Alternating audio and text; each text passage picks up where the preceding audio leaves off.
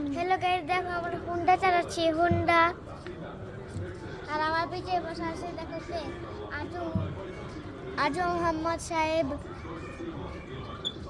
Hello guys, আজকে আমার ভাই মানে মোহাম্মদ আরিফ আজকে হুন্ডা চালাচ্ছে। তো দেখেন হুন্ডা।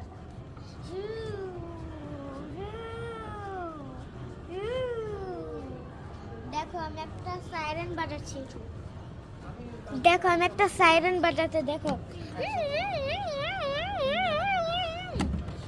দেখেছো সাইরেন বাজাচ্ছি।